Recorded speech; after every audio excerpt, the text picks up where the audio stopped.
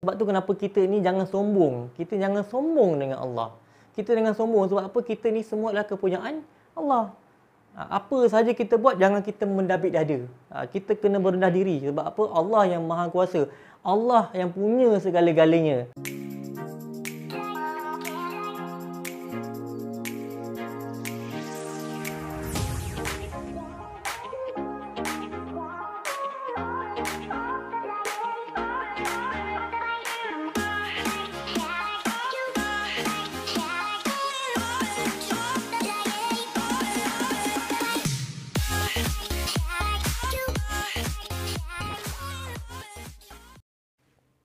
Hai. Assalamualaikum warahmatullahi wabarakatuh. Selamat datang ke Aja Share Channel. Pada anda yang baru saja melewati channel ini, jangan lupa subscribe, like and share. Dan jangan lupa untuk tekan butang loceng agar anda tidak ketinggalan segala PDPR, video-video dan tutorial yang menarik dalam channel ini. Okey, baik. Pada video kali ini saya akan kongsikan PDPR Sekolah Agama Kerajaan Negeri Johor bagi darjah khas subjek Pendidikan Al-Quran. Bab yang pertama iaitu tafsir ayat 255 surah Al-Baqarah, iaitu akidah. Jom. Okey, untuk video pada kali ini, memandangkan tajuk bab satu ini sangat banyak, saya akan terangkan poin-poin yang penting sahaja. Jadi, anak-anak murid juga perlu merujuk pada buku sambil melihat PDPR ini. Okey, kita pergi kepada tafsir surah 255 surah Al-Baqarah. A'udzu billahi minasy syaithanir rajim. Bismillahirrahmanirrahim. Allahu la ilaha illa huwal hayyul qayyum. La ta'khudhuhu sinatun wa la nawm. Lahu ma fis samawati wa ma fil ard. Man dhal ladhi yashfa'u 'indahu illa bi'idhnihi. Ya'lamu ma bayna aydihim wa ma khalfahum. Wa la yuhituna bi shay'in min 'ilmihi illa bima sha'a. Wasi'a kursiyyuhu as-samawati wal ard. ولا يؤوده حفظهما وهو العلي العظيم. Itulah bacaan surah Al-Baqarah ayat 255. Kita pergi kepada makna secara ijmal. Allah, tiada Tuhan yakni yang berhak disembah melainkan Dia, yang tetap hidup, yang kekal selama-lamanya, mentadbirkan sekalian makhluknya, yang tidak mengantuk usahakan tidur, yang memiliki segala apa yang ada di langit dan yang ada di bumi. Tiada siapa yang dapat memberi syafaat, yakni pertolongan di sisinya, melainkan dengan izinnya, yang mengetahui apa yang ada di hadapan mereka dan apa yang ada di belakang mereka. Sedang mereka tidak mengetahui sesuatu pun dari kandungan ilmu Allah, melainkan apa yang Allah kehendaki, yakni memberitahu kepadanya. Luasnya kerusi Allah, yakni ilmunya dan kekuasaannya, meliputi langit dan bumi, dan tiadalah menjadi keberatan kepada Allah menjaga serta memelihara kedua-duanya, yakni langit dan bumi. Dan Dialah yang maha tinggi lagi maha besar. Ini adalah tafsiran surah Al-Baqarah ayat 255, ataupun kalau kita panggil sebagai ayat kerusi. Ayat kerusi maknanya kebesaran Allah. Bukan kerusi, bukan ayat kerusi meja, bukan. Ayat kerusi ni ayat mengenai kebesaran Allah. Okey. Kita pergi pula kepada makna kalimah. La ta'khudhuhu sinatu, maknanya dia tidak dihampiri ngantuk. Yang kedua, wala naum, dan tidak tidur. Yashfa'u, memberi syafaat. Ya'lamu ma baina aidihim, Allah mengetahui apa-apa yang di hadapan mereka. Wama khalfahum, dan di belakang mereka. Wala yuhituna bisyai', dan mereka tidak mengetahui apa-apa. Illa bima syaa', yang ini melainkan apa yang dikehendaki. Wasi'a kursiyyus samawati wal ard. Kerusi Allah meliputi langit dan bumi. Itu adalah makna tafsiran ayat ini. Okey, kita pergi kepada sebab nuzul, sebab turun ayat. Allah Subhanahu Wa Taala telah menurunkan ayat ini pada waktu malam. Lalu Rasulullah sallallahu alaihi wasallam memanggil Zaid bin Sabit untuk menulisnya. Serentak dengan itu, setiap berhala yang ada di dunia ini bergoncang. Mana betul hebat kuasa Allah. Berhala masa itu bila mana ayat turunnya ayat ini, okey, berhala, segala apa berhala yang di dunia ini bergoncang. Segala mahkota yang ada di kepala raja terjatuh dan syaitan lari bertempiaran. Berlanggaran sesama sendiri. Bayangkan betapa hebatnya ayat ini sampai syaitan pun berlanggaran. Okey. Syaitan berkumpul menemui iblis. Lantas iblis menyuruh mereka mencari dan menyelidik punca berlakunya keadaan yang menggemparkan itu. Akhirnya mereka tiba ke Madinah dan mendapati ayat kursi diturunkan. Bayangkan bagaimana ayat kursi ini mampu menggoncangkan segala berhala, membuatkan syaitan dan iblis ini bertempiaran, berlanggar sama sendiri. Mana hebatnya ayat kursi ini. Sampaikan mereka ini mencari punca, baru tahu ayat kursi turun di Madinah. Okey, seterusnya kita pergi kepada kelebihan ayat kursi. Kita tengok apa kelebihan ayat kursi ni. Kenapa ayat kursi ni? Apa yang lebih dia? Okey, yang pertama dari Hasan bin Ali, ia berkata, telah bersabda Rasulullah sallallahu alaihi wasallam, sesiapa yang membaca ayat kursi di akhir setiap solat fardu, ia berada dalam perlindungan Allah sehingga solat yang lain. Nampak, bayangkan. Barang siapa yang membaca setiap solat, lepas habis solat baca ayat kursi ini, Allah akan lindung dia. Daripada contohnya kalau sekarang ni baca pada solat az-zuhur, Allah akan lindung pada tempat sampailah solat asar. Okey, baca lagi solat asar, Allah lindung keselamatan ni sampai maghrib. Kalau baca maghrib sampai isyak, kalau lepas isyak sambung lagi, Allah berlindung dia sampailah ke waktu subuh. Siapa yang mengamalkan ayat kursi ini selepas waktu solat. Okey, yang kedua, hadis daripada Abu Hurairah mengatakan bahawa Rasulullah SAW bersabda yang bermaksud, di dalam surah Al-Baqarah ada satu ayat yang menjadi kepala kepada kesemua ayat dalam Al-Quran. Tidak dibaca ayat itu dalam rumah yang ada syaitan di dalamnya, melainkan keluar daripada rumah itu, iaitu ayat kursi. Inilah ayat pendinding. Kalau kita amalkan, syaitan tidak akan berada dalam rumah. Syaitan tidak akan mahu duduk dalam rumah. Sebab itu kenapa bila kita membaca ayat kursi ini, kita melindung daripada syaitan yang kejam. Okey, yang ketiga, pada satu hari Sayyidina Umar Al-Khattab keluar melihat orang-orang yang sedang duduk berkumpul.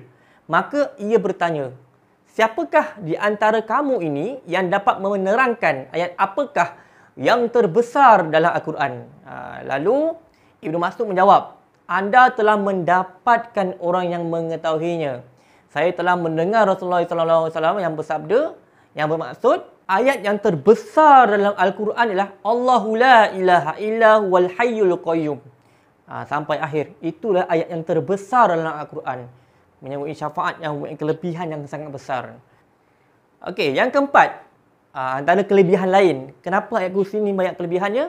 Yang keempat, sabda Rasulullah SAW bermaksud bahawa ayat kursi ini ialah penghulu ayat-ayat Al-Quran, dan sesiapa yang mengamalkan terpeliharalah daripada bala bencana dan daripada gangguan syaitan serta mendapat pahala yang besar. Barang siapa yang mengamalkan ayat kursi ini, maka dia terpelihara daripada sebarang bencana. Sebab itulah bagusnya ayat kursi ini kalau kita amalkan, Contohnya, kita tahu bila kita naik kereta, kita naik kenderaan atau apa sahaja kita buat, kita memandu, kita kena baca doa naik kenderaan. Subhanallazi sakhkhara lana hadza wa ma kunna lahu muqrinin wa inna ila rabbina lamunqalibun. Kemudian sambung lagi dengan ayat kursi. Allahu la ilaha illallah wal hayyul qayyum sampai habis. Insya-Allah Allah akan menjaga perjalanan kita semua daripada awal kita mandu, daripada awal kita naik kenderaan sampailah kita sampai ke destinasi. Andai kata berlaku apa-apa, sekurang-kurangnya Allah memelihara kita daripada sebarang masalah, sebarang kecelakaan yang lebih besar. Itu kehebatan ayat kursi. Jadi, renungkan dan selamat beramal. Okey, kita pergi kepada intisari ayat. Okey, anak murid ni, yang kali ini saya akan terangkan poin-poin yang penting saja. Sebab dia terlalu banyak, jadi saya akan terangkan poin-poin tertentu. Jadi anak-anak murid boleh rujuk dalam buku. Okey, poin yang pertama iaitu Allahu la ilaha illahu wal hayyul qayyum. Yang ini Allah tidak ada Tuhan yang berhak disembah melainkan Dia yang tetap hidup, yang kekal selama-lamanya mentadbirkan Dia sekalian makhluk. Okey, maksudnya dalam hal ini Allah adalah zat yang maha agung. Kekuasaan Allah adalah mutlak dan tidak ada kuasa lain yang lebih hebat daripada Allah. Sebab apa? Allah itu adalah Khaliq, pencipta. Dan selain Allah adalah makhluk yang dicipta. Allah itu maha kuasa. Manusia tak ada kuasa. Allah yang menghidupkan kita, Allah yang mematikan kita. Allah yang berkehendak. Siapa engkau, apa akan jadi pada engkau, siapa jodoh engkau, bila engkau mati. Semuanya Allah dah tetapkan. Semua dengan kuasa Allah. Allah punya zat yang sangat agung, sangat hebat. Itulah kuasa Allah Subhanahu Wa Taala. Kemudian poin yang kedua, Allah Taala itu bersifat Maha Esa, tidak beranak dan tidak diperanakkan. Allah tu tidak beranak. Kalau kita ada ayah dan ibu, ibu yang melahirkan kita. Dan ibu juga nenek, nenek yang melahirkan ibu. Dan seterusnya, kita ada anak dan kita akan cucu dan cicit dan sebagainya. Sebab apa kita ini diberanakkan ataupun kita pun akan ada anak. Tapi Allah tidak diberanakkan dan tidak ada anak.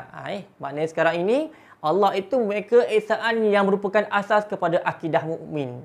Kita kena ingat. Itu kenapa nama dia La ilaha illallah. Tiada Tuhan yang disembah melainkan Allah. Maknanya Allah tak ada Allah dua, tak ada Allah tiga. Ini Allah, ini anak Allah, ini cucu Allah, oh ini makcik Allah, oh yang ini bapa Allah. Allah tidak ada anak dan tidak diperanakkan. Kena ingat tu. Okey. Kemudian Allah ini bersifat hayyul. Hayyul maknanya zat yang kekal selama-lamanya. Kekal selama-lamanya. Okey. Allah hidup tanpa memerlukan nyawa. Tidak mempunyai permulaan dan tidak diakhiri dengan kemusnahan atau mati. Allah tak ada mula, tak ada pertengahan, tak ada mati. Kalau kita sekarang ni kita baru lahir, comel anak baby, kemudian kita besar sikit. Okey, kita jadi kanak-kanak, kemudian kita besar sikit, kita jadi remaja. Kemudian kita besar lagi jadi dewasa dan kemudian kita akan lebih matang dan akhirnya kita akan menua dan akhirnya kita akan mati. Itu sifat manusia, sifat makhluk. Makhluk ini sifatnya tidak kekal. Dia akan hidup dan dia akan mati. Dan juga kehidupan itu adalah sangat singkat. Ada orang yang hidup sampai umurnya 80 tahun, 100 tahun, 120 tahun. Tapi ada yang hidup hanya beberapa detik sahaja. Ada yang kecil-kecil dah meninggal, ada umur-umur macam saya dah meninggal, ada umur-umur yang baru saja remaja dah meninggal. Itu semua adalah qada dan qadar Allah. Itu semua adalah dengan izin Allah. Sebab Allah yang menghidupkan, Allah juga yang mematikan manusia. Kemudian seterusnya, Allah juga bersifat qayyum. Yang berdiri sendiri dalam mengatur dan mentadbir alam dan makhluk keseluruhannya. Okay. Allah Ta'ala berdiri dengan sendirinya tanpa memerlukan sebarang bantuan dan pertolongan. Kena tahu, Allah ini berdiri dengan sendirinya. Tak perlu macam kita sekarang manusia, kita ni bersifat lemah. Ada masa kita harap kita kuat, ada masa kita lemah. Dia lemah contoh macam orang tua kan, kena papar dan sebagainya, itu manusia. Manusia ini bersifat dalam sifat yang lemah. Okey, seterusnya la ta'khudhuhu sinatun wala naum. Ini yang tidak mengantuk usahakan tidur. Sifat Allah. Berbeza dengan kita, manusia ini serba kekurangan. Kita ni kan manusia kan, ada masa kita ngantuk, ada masa kita tidur, ada masa kita lemah. Berbeza dengan Allah, Allah ini terkali-kali tidak mengantuk dan tidak tidur. Allah itu sentiasa jaga sedar dan mengetahui semua perkara. Bayangkan manusia, kalau kita ni sekarang, manusia kita ada masa kita tahu perkara, tiba-tiba kita ngantuk tidur, kita tak tahu apa-apa. Tapi Allah itu mengetahui segala perkara. Waima dalam hati manusia sekalipun Allah tahu. Sedangkan hanyalah makhluk Allah yang bersifat zarah sekalipun, Allah tahu apa yang berlaku. Apatah kita manusia. Berbeza. Allah itu tidak mengantuk usahakan tidur. Manakala kita kena tahu, mengantuk itu merupakan ingatan. Manakala tidur itu menghilangkan kesedaran akal dan hati. Itu manusia lah. Manusia perlukan tidur, maknanya kita kena rehat. Tapi Allah itu sentiasa mengetahui apa yang berlaku. Allah itu tidak mengantuk usahakan tidur. Ketiadaan sifat mengantuk dan tidur bagi Allah menunjukkan keagungan Allah tiada tandingannya. Allah ini bermakna bahawa apa jua permohonan, perkataan, perbuatan manusia tidak terlepas daripada pengawasan dan pengetahuan Allah. Manusia ini sihat dalam pengawasan Allah. Apa sahaja kita buat, di depan-depan ke ataupun waimam kita bersembunyi sekalipun, dalam hati sekalipun, Allah itu maha mengetahui. Dari segi makhluk itu, dari makhluk yang besar sehinggalah sebesar kuman sekalipun, Allah tahu apa yang berlaku. Okey, seterusnya, lahu ma fis samawati wa ma fil ard. Kepunyaan apa yang di langit dan di bumi. Semua yang ada di langit seperti matahari, bulan, bintang, planet dan sebagainya. Yang ada di bumi seperti manusia, jin, haiwan, tumbuh-tumbuhan, bukit, gunung, hutan, rimba dan lain-lain adalah milik dan kepunyaan Allah. Kita inilah milik Allah. Okey? Maknanya apa sahaja yang berada dalam dunia ini adalah milik Allah. Okey? Kesemua jadikan dengan izin Allah. Kalau Allah tak izinkan kita, maka kita pun tak jadikan di muka bumi. Sebab tu kenapa kita ni jangan sombong. Kita jangan sombong dengan Allah. Kita jangan sombong sebab apa? Kita ni semua adalah kepunyaan Allah. Apa sahaja kita buat, jangan kita mendabik dada. Kita kena berendah diri. Sebab apa? Allah yang maha kuasa. Allah yang punya segala-galanya. Semua adalah milik Allah. Pinjaman untuk kita. Kita, diri kita, isteri kita adalah pinjaman daripada Allah untuk kita. Milik Allah. Bila-bila masa Allah boleh ambil. Sama dengan anak-anak kita. Anak-anak kita adalah pinjaman daripada Allah. Anytime, anywhere, Allah boleh ambil balik pinjaman tu. Sebab itu anak ini adalah amanah untuk kita. Bila jadi amanah untuk kita, pasal kita tahu, ibu bapa ini yang mencorakkan anak-anak. Anak-anak ni umpama kain yang putih. Kalau hitam, hitamlah dia. Kalau putih, putihlah dia. Kalau berwarna, berwarnalah dia.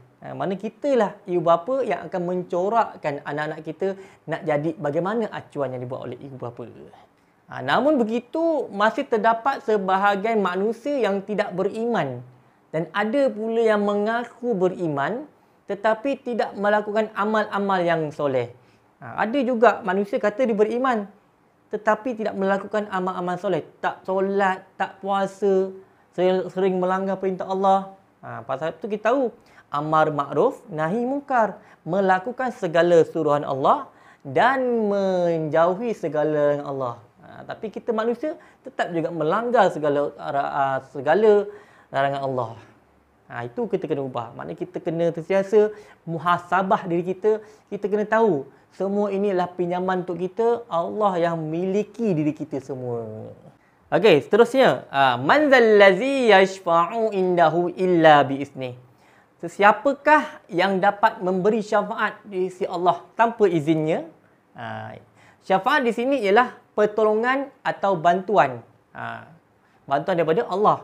Suatu syafaat itu tidak akan terlaksana jika tanpa izin daripada Allah. Menerusi ayat 26 yang maksud, padahal beberapa banyak malaikat di langit, syafaat mereka tidak dapat mendatangkan sebarang faedah kecuali sesudah diizinkan oleh Allah bagi siapa yang dikehendaki dan diredoinya. Nampak? syafaat, segala pertolongan, segala bantuan daripada para malaikat, para nabi semua takkan sampai tanpa ada izin daripada Allah. Pada hari kiamat kelak, segala bentuk penyembahan yang dilakukan oleh manusia di dunia kepada yang lain daripada Allah, ia pasti tidak akan memberi syafaat atau pertolongan kepada mereka. Nampak? Bahayanya benda ni. Lepas tu kita manusia jangan sesekali kita menyembah selain daripada Allah. Pergi busuk minta, tok nenek moyang, aku ni nak dapatkan nombor ekor kan, ngangkung kan. Itu semualah satu contoh manusia yang tidak akan mendapat syafaat daripada Allah di akhirat kelak. Okey, seterusnya. Ya'lamu ma baina aydihim wa ma khalfahum wa la yuhituna bi syai'in min ilmihi illa bima syaa. Maksudnya yang mengetahui apa yang ada di hadapan mereka dan apa yang ada di belakang mereka, sedang mereka tidak mengetahui sesuatu pun daripada kandungan ilmu Allah melainkan apa yang Allah kehendaki, yakni memberitahu kepadamu. Allah tahu apa yang ada di hadapan, apa yang ada di belakang.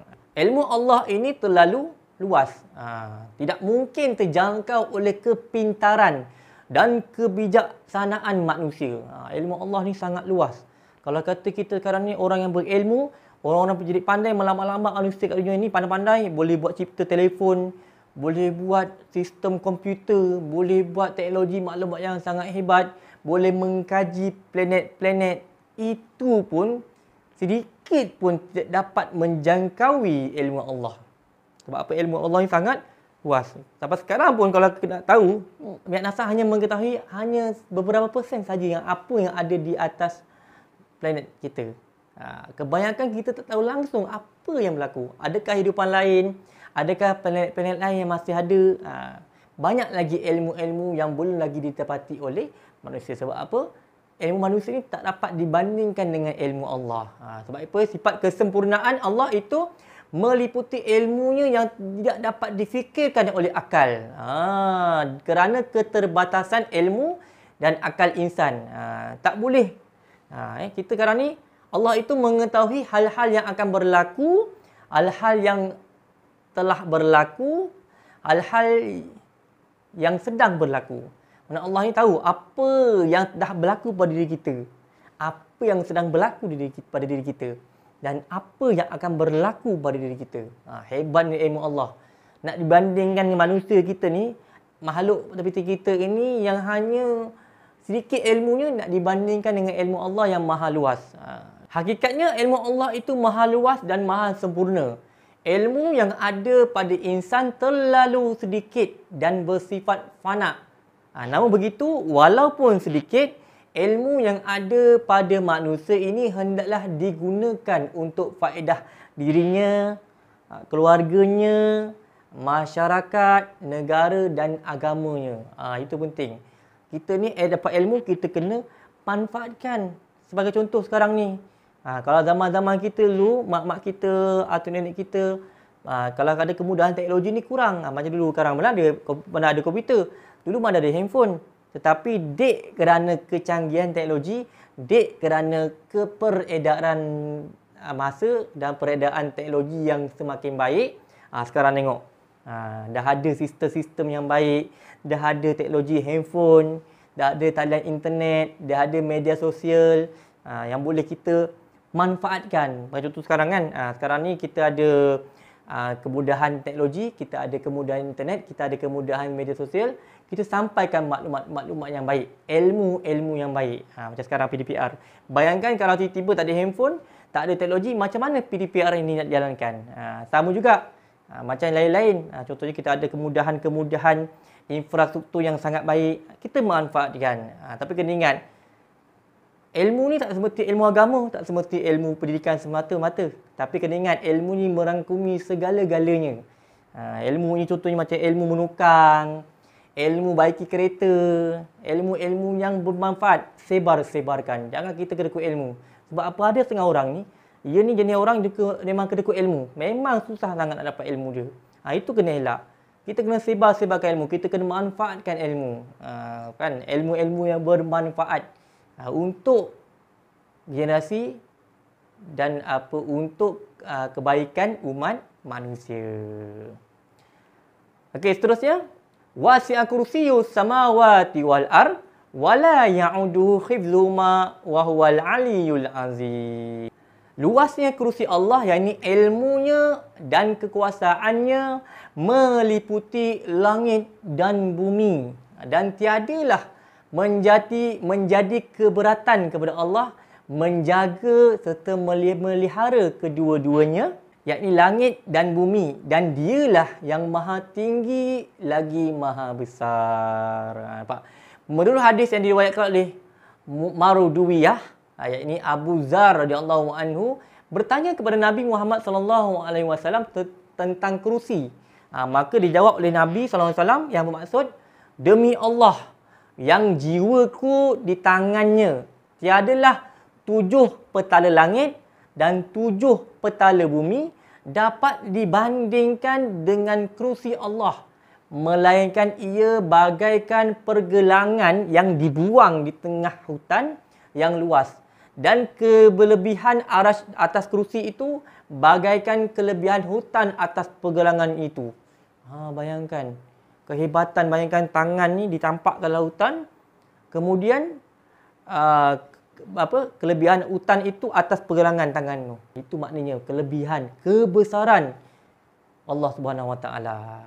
Di penghujung ayat kursi ini Allah menyatakan pula bahawa kerusi, yakni ilmunya dan kekuasaannya yang maha luas meliputi langit dan bumi. Dan dengan demikian, apa juga yang di langit dan di bumi, tidak ada satu pun yang terlepas daripada pengawasan dan pemeliharaan Allah. Justru orang yang beriman mestilah yakin terhadap kekuasaan dan kebesaran Allah. Kita sebagai orang yang beriman, kita kena yakin bahawa Allah itu maha kuasa, Allah itu maha tinggi. Sebab itulah kenapa kita kena ingat, segala apa yang kita nak buat, kita tumpukan kepadanya segala doa, hajat dan pertolongan. Semua minta pada Allah. Minta pada Allah, Tuanku, kau ampunkan dosaku, engkau ampunkan dosa kedua ibu bapaku, guru-guruku, isteriku, adik-beradikku dan semua umat Islam dunia ini. Minta pada Allah. Apa saja mengadulah pada Allah. Jangan bersandar pada manusia.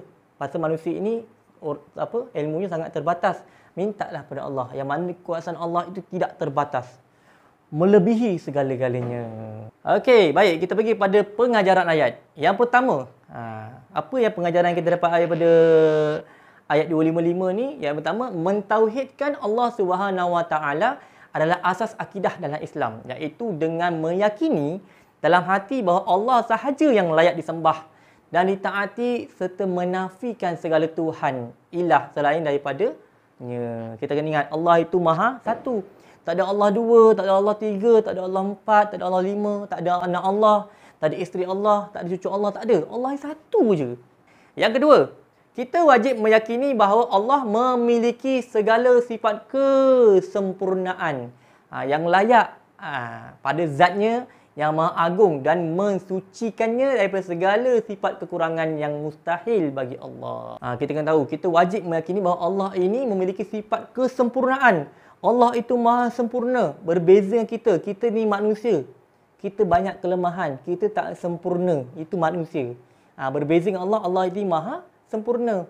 Dengan kita ini ada masa kita sihat, ada masa kita sakit. Ada masa kita kuat, ada masa kita lemah. Ada orang yang kuat, ada orang yang lemah. Manusia adalah insan yang lemah. Berbeza dengan Allah yang maha sempurna. Yang ketiga, hanya Allah sahaja tempat manusia bergantung dan memohon syafaat, yakni pertolongan dunia dan akhirat. Allah sahaja tempat kita minta pertolongan. Jangan minta pada yang lain. Jangan minta pada busuk, jangan minta pada Tok Tekun Siam, semua jangan minta. Mintalah pada Allah. Okey, yang keempat, kita mestilah mensyukuri dan memanfaatkan ilmu yang telah dianugerahkan Allah kepada kita untuk mencapai kebaikan di dunia dan akhirat. Manfaatkan, syukur. Maknanya ilmu yang kita ada ni, kita jangan kedekut, kita sampaikan kepada ilmu, kepada orang lain. Jangan ingat, ilmu bukannya ilmu agama, bukannya ilmu pendidikan saja. Ilmu ni mencakupi benda yang sangat luas. Ilmu pertukangan, ilmu kemahiran hidup dan ilmu-ilmu yang sangat bermanfaat manusia. Sebar-sebarkan, jangan kedekut ilmu. Yang kelima, Ayatul Kursi mengandungi pelbagai rahsia dan fadilat yang boleh digunakan untuk mengatasi, merawat dan mengelakkan diri daripada gangguan iblis dan syaitan. Ini memang sangat betul. Terutamanya kalau kita kadang ada gangguan iblis syaitan, amalkan amalkan ayat kursi ini. Ia boleh melindungi diri kita daripada gangguan jin dan syaitan. Itu penting. Amalkan. Kalau kita ada kata nak naik kenderaan, lepas baca doa naik kenderaan tu, baca ayat kursi. Wa ilahukum wahidun la ilaha illa huwar rahmanir rahim. Allahu la ilaha illa huwal hayyul qayyum. La ta'khudhuhu sinatun wa la naum sampai habis. Insya-Allah Allah akan menjaga kita daripada awal naik kenderaan sampai ke destinasinya. Begitu dengan amal lain. Kalau kita amalkan, insya-Allah Allah akan memelihara kita. Allah akan melindungi kita daripada gangguan jin dan syaitan. Okey, dan yang terakhir, meneliti, mengkaji dan memikirkan sesuatu yang dicipta oleh Allah akan menambahkan keimanan kepada seorang itu terhadap kebesaran, kekuasaan dan keagungan Allah. Fikirkan, kita kadang-kadang kita kena muhasabah diri kita. Buka pintu, buka tingkap bagi tengok kebesaran Allah, tengok langit, tengok bumi. Ya Allah, subhanallah, cantiknya bumi. Ya Allah, cantiknya langit, cantiknya awan, cantiknya pokok. Kita muhasabah. Kita mensyukuri, kita mengkaji, fikirkan. Oh, jadi ya Allah, subhanallah, hebatnya Allah jadikan langit tanpa tiang. Nampak tiang tak kat langit? Tak ada. Tengok macam mana keadaan langit. Langit ni tidak ada tiang, tapi boleh tergantung. Itulah antara kehebatan Allah. Okey. Seterusnya, kita pergi pada penghayatan.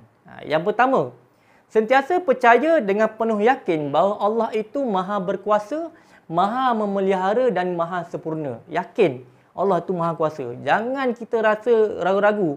Kita kena yakin bahawa Allah itu maha sempurna. Allah itu sempurna daripada segala-galanya. Berbanding dengan kita ni makhluk yang tidak sempurna. Allah itu maha kuasa. Manusia tak ada kuasa. Okey, yang kedua, sentiasa membaca ayatul kursi untuk dijadikan sebagai amalan harian. Amalkan. Setiap waktu solat, setiap waktu apa benda perkara kita buat, kita amalkan ayat kursi. Dan yang ketiga, kerap memohon bantuan, pertolongan dan doa pada Allah. Ini juga sangat penting. Mintalah pada Allah, jangan minta pada yang lain. Okey, baik, itulah sahaja perkongsian PDPR pada kali ini.